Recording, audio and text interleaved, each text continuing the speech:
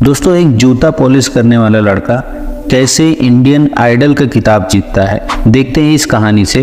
दोस्तों, प्रतिभा किसी के मोहलत की मोहताज नहीं होती। जिस तरह सूर्य ज्यादा देर तक छुप नहीं सकता, ठीक उसी तरह प्रतिभावान व्यक्ति की प्रतिभा भी ज्यादा देर तक छुप नहीं सकती। दोस्तों, इस कहावत को सच कर दिखाया है इंडियन आइडल सीजन 11 के विजेता सनी हिंदुस्तानी ने।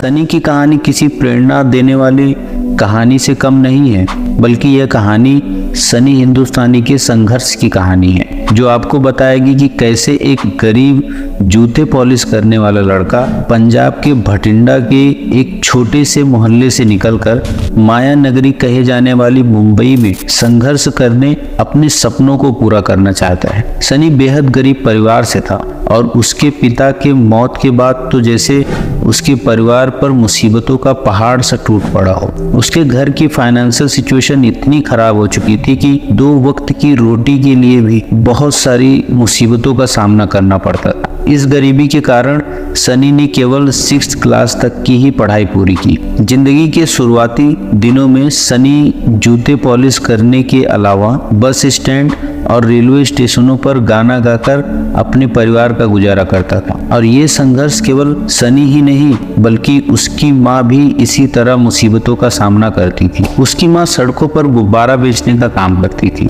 इसी कारण वो अपने गुब्बारे की दुकान लेकर सुबह निकल जाती और फिर सीधा शाम को ही घर वापस आती थी। सनी अपने परिवार का जिक्र करते हुए बताते हैं कि उनकी माँ उनका पालन पोषण करने के लिए दूसरों के घरों से चावल मांगने जाया करती थी, ताकि उनके बच्चे कभी भूखे ना सोएं। सनी अपने इन संघर्ष के दिनों को जब भी याद करते हैं तो उनकी आंखें उनके आंसू नहीं रोक पाती। अपनी माँ और अपने परिवार को ऐसी हालत में देखकर सनी ने मन में ठान लिया कि मैं अब अपने परिवार की हालत को बदल कर ही रहूंगा। सनी हिंदुस्तानी अपने संघर्ष के दिनों में अपने दोस्तों के साथ बस स्टैंड और रेलवे प्लेटफॉर्म पर जूता पॉलिश करते और लोगों के मनोरंजन के लिए गाना भी गाते थे। और जब उनके दोस्तों ने उनका गाना पहली बार सुना तो वे हैरान रह गए, क्योंकि सनी की आवाज का जादू बिल्कुल नुसरत फतेह अली खान की तरह था।